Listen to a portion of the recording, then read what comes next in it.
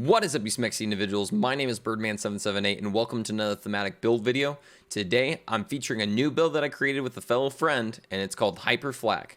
Now, before we get into the video, make sure you are following on my Twitch channel where I make all these builds, twitch.tv/Birdman778. I stream every single day starting at noon Eastern, so it's the best place to see all these awesome builds being made, and also seeing new content from Borderlands and Godfall. So if you're interested in Godfall, definitely make sure you're stopping on by. Make sure you follow also my Twitter, twitter.com/Birdman778. That's the best place to just get any information about me and what's going on with the stream.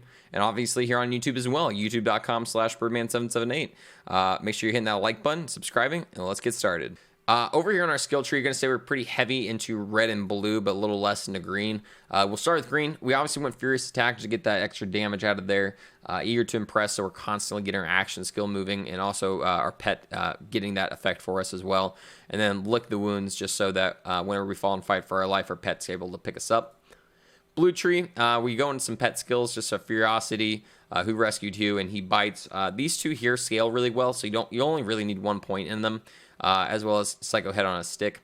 Barbaric Yelp and Pack Tactics are kind of like the bigger thing here. Why we're going so far down the tree. Because we're getting those extra pet bonuses on top of these three right here.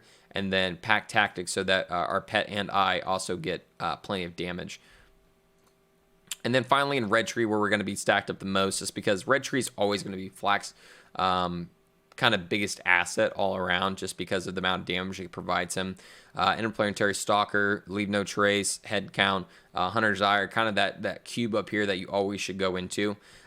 Two Fang, we have nothing in there because honestly it would only benefit the Butcher. That is something Quag actually pointed out to me, that I'd always just always just went in Two Fang, like no matter what, defaulted into that. And he's like, actually, that only really works for the Butcher sometimes, so there's really no point.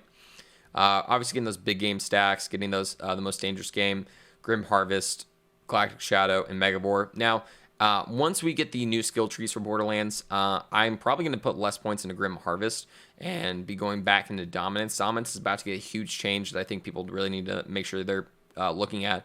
Again, Flak establishes dominance over enemy, turning them into an ally for a short time. The enemy is a beast. The duration is doubled. While under the effect of dominance, the target constantly loses health. But the change that's about to come for that is whenever Flak does a crit damage, it's going to also affect that. So dominance is about to be a default. You're going to want to put maybe those couple points from Grim Harvest, push it over here into like Mutated Defense, Shared Spirit, just so it's that 2 points to get you down to dominance.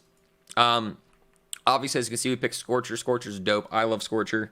It's not the best pet, though, but it's the best for right now, I would say, just because of the puddles it creates. We obviously went Rack for that constant ASE activation with Flock and Load and Rack Accelerate. Now, let's go check out our Mayhem modifiers and see how that affects the build. For the Mayhem modifiers, we decided to go Speed Demon, Healy Avenger. These are kind of just like default, too. I feel like any character, you should just go into these just because of the good effects that they help give the player.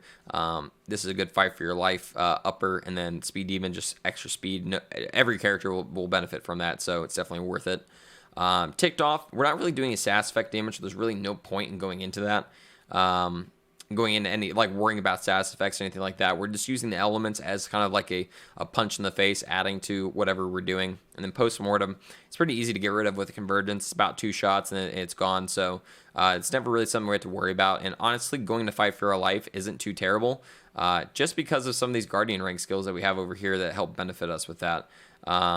When is it? Too Angry to Die, damage dealt while on Fight for Life restores your meter, restoration amounts, increase that, which isn't bad. And which is the other one? I always lose track of it.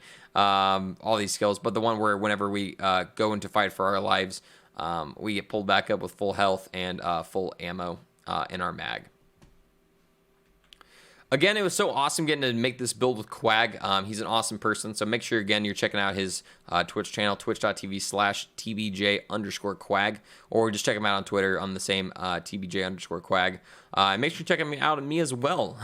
My Twitch channel for everything Borderlands and Godfall related.